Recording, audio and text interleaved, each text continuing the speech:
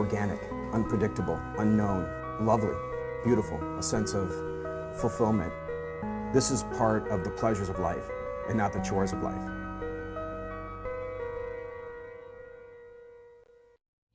Coming up on Daily Iowan TV, a shooting at Purdue leaves one person dead. See how filling out an NCAA bracket can score you a huge check. And in sports, all the news and notes you may have missed in our special Tuesday edition of the Whip Around. That's all on the way next. Daily Iowan TV starts now. I'm Tom Brokaw. For more than 100 years now, the University of Iowa community has been waking up to the Daily Iowan. Today, it's the largest newsroom in eastern Iowa. And now you can see the news every night on Daily Iowan TV and get it anytime worldwide at dailyiowan.com.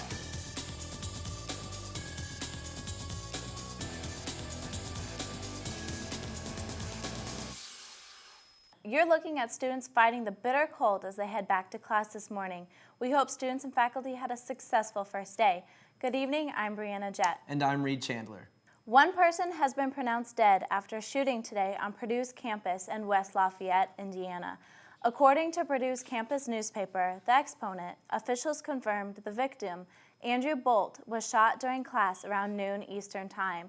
Following the shooting, students were on lockdown until police confirmed it was safe. Officials say the suspect, Cody Cousins, is now in custody. Our thoughts and prayers go out to those who were affected by this shooting. And the cost of college is never cheap, but on top of tuition, students spend big bucks for their books. Today, I went over to the local bookstores to discover many students don't buy early and say it's worth it to wait. It's the same story every semester. New classes, new professors, more books. And with price tags upwards of $100, a semester's worth of reading can rack up fast. If it doesn't say recommended or anything, I wait and see if the professor says if I need it or not, so I don't waste the money. I wait because I've had a few times where I bought books and I didn't need them. So I bought, I think it was 3 textbooks, and then there was a lot of just like novels that I had to buy too, and I didn't use most of them. With sites like Rate My Professor, where students can grade their teachers and leave often nasty reviews, it has become easy for students to get a heads up if books required for a class are actually utilized. I had an elementary psych class my freshman year, and there was a book, I think it was like $150 or something. I bought it before the semester started just because I wanted to be prepared, and then I don't think we'd used it once. Eric Schmitz is the manager at Beat the Bookstore. He says the shelves stay full at the start of the semester. More often than not, people tend to be waiting. But even if students are avoiding buying books right off the bat, many professors are not adjusting their lesson plans. I think it's a student's responsibility at that point to make sure they have the materials they need. It's a gamble many students take. Wait and see if the book is actually necessary for a class at the risk of falling behind or of supplies running out. But from what students told us, the dollars saved are well worth it. How much money do you think you probably spent last semester on books? At least $300.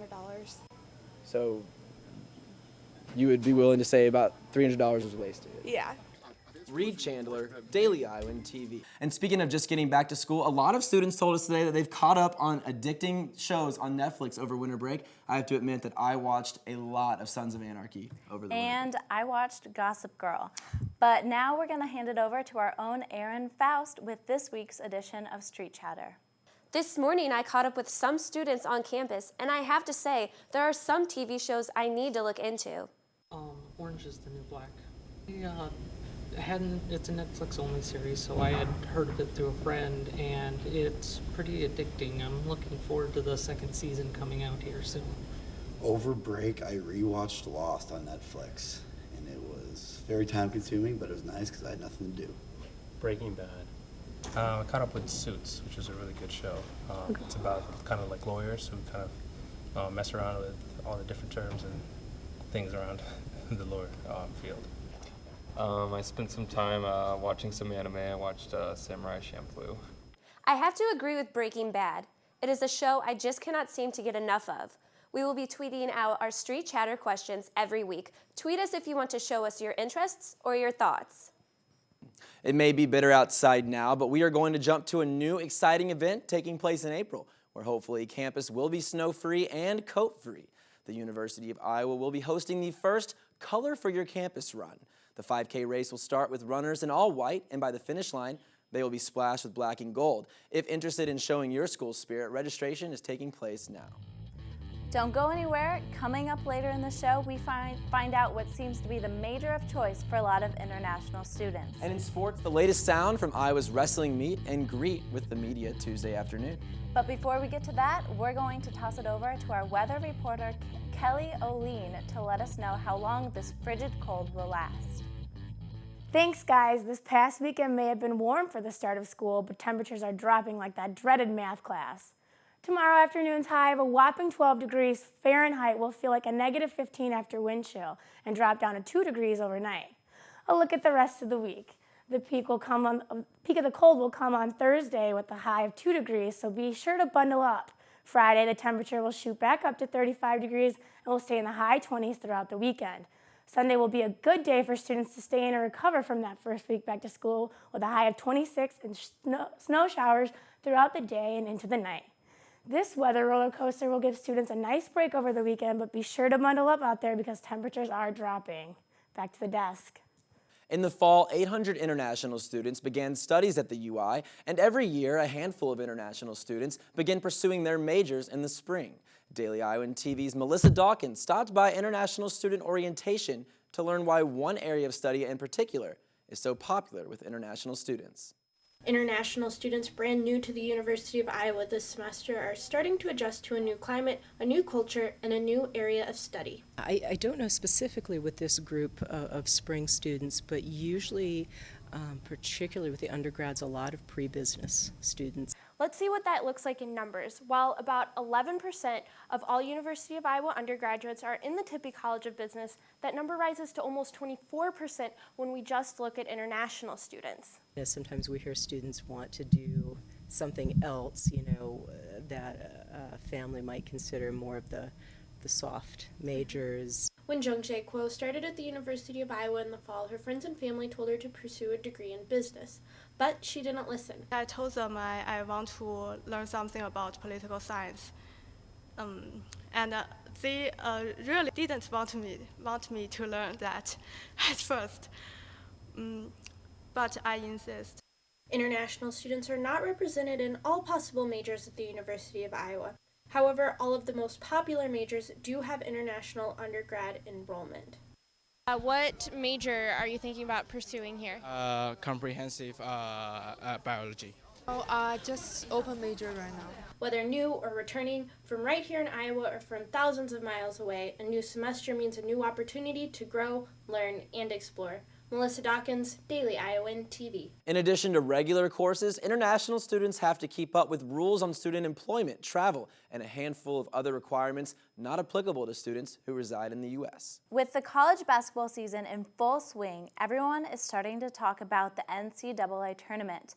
Earlier today, famous investor Warren Buffett announced that he would give $1 billion to anyone who can fill out a perfect March Madness bracket.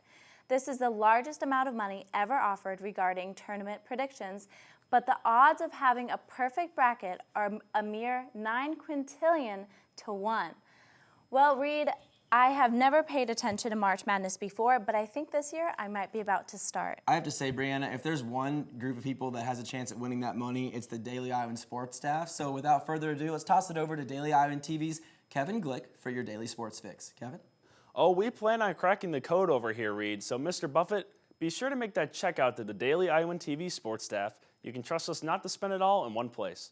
Kevin Glick flying solo here in the Daily Iowan TV sports studio. Our film room is heading mat side with our wrestling insider Cody Goodwin, fresh off available Tuesday afternoon with the number 2 ranked Iowa wrestlers. But we start with our Whip Around crew, who are out in the field with a special Tuesday edition of the Whip Around. Guys? Thanks, guys, and welcome to a special Tuesday evening edition of the Whip Around. I'm Danny Payne here at the Campus Recreation and Wellness Center, home of both the Iowa men's and women's swim teams. Both teams were in competition over the weekend. The men did not have much luck. They fell to Indiana and Mizzou. However, on the women's side, Becky Southton did turn around some of that bad luck from the men's as they beat both Mizzou and the University of Illinois, but did fall to Indiana. Both teams are going to travel to Evanston, Illinois this weekend for a matchup with the Northwestern Wildcats. Now, for more on women's basketball, let's send it over to Jalen Sochak, who's standing by. Jalen? Thanks, Danny, and we'll continue the good news here for the women's basketball team as they just snapped an almost 16-year losing streak at Ohio State.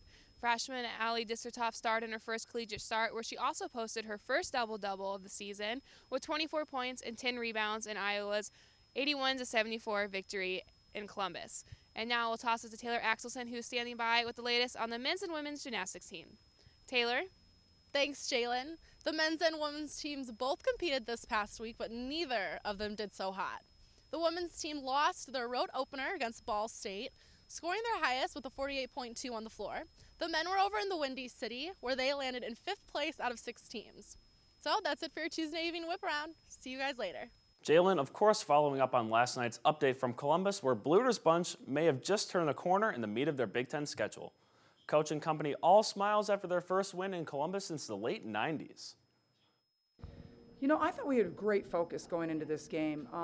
Focus on the scouting report, focus in practice, but also throughout this game. You know, we didn't let their runs rattle us. And anytime you're playing the road, you're going to withstand some challenges by your opponent. They're playing in their home court, and I thought we withstood those very well today. I just really tried to be aggressive from the start. Did have a few nerves at the beginning, but it worked out pretty well. And we're all just really fired up and pumped up for this game. We knew we were going to come in here and execute really well, and we just came out with a lot of energy. Iowa wrestling also making noise over the winter months, most recently with an easy victory on the road in Lincoln versus Nebraska, but most impressively over now ranked 5th Oklahoma State in front of the packed house in Carver Hawkeye Arena. Certainly still a substantial gap between the nation's first and second ranked teams after Cale Sanderson's Nittany Lions gave Brands and company the business back in December, something not lost on head coach Tom Brands. I mean, individually, you're getting ready for individual matchups, so you just, you know, it's more about us doing what we can do to the opponent. It's always that way. Some programs want to strategize according to their opponent. We want to use what we do well and put it on our opponent. If I was planning on making a run at a title in 2014, All-American Tony Ramos will almost certainly have to get back on track after slipping up in a few matches before the calendar year. We now welcome our insider, Cody Goodwin, onto the set. And Cody, what have you seen from Ramos this year that indicates that he can make a run for a title? It's more that what I haven't seen, Kevin, and what we haven't seen yet from Tony Ramos is his best wrestling. You see a clip up there, he's wrestling Oklahoma State's John Morrison up there, who was the formerly ranked #1 wrestler at 133 pounds. But Ramos just hasn't been able to bring out his best. He's still 18-2, 15 of those wins by bonus points, but we haven't seen him peak yet. And that's one key word in wrestling. We want to see them peak, but they want to peak in March where it matters the most. Yeah, it looks like he's on his way there, though, after that win in Morrison against Oklahoma State. And let's look at the film here. How did he finish this match off in the last 20 seconds? Well, you can see there, he gets in on a shot against Oklahoma State's John Morrison, and at this point in the match, it's still real tied up, but Morrison goes for a scramble. Tony knows it's coming. He's able to drop there, sink a half, turns into a 5-point move, and what you can't see really is the crowd on their feet. I'm sure you'll get a shot of it later, but he's able to hold Morrison on his back. See, the ref got the count. It turns into a 5-point move. Just huge momentum swing there in that match. You can see the crowd going crazy on their feet, and really that was the difference in that match for Ramos, who was able to actually knock Morrison from the #1 ranked at 133 pounds. Brands and company, of course, taking on another top-ranked opponent this Saturday against their northern neighbors in the Minnesota Golden Gophers. That's all we have for tonight. For Cody Goodwin, I'm Kevin Glick. Reed, back to you at the desk. We're bigger, we're deeper, and we're more experienced than we've ever been. Here's White, ducks it through. Evans gets the step on the drive, score it, and a foul. Now he throws it down. Barber with the playback to Aaron White.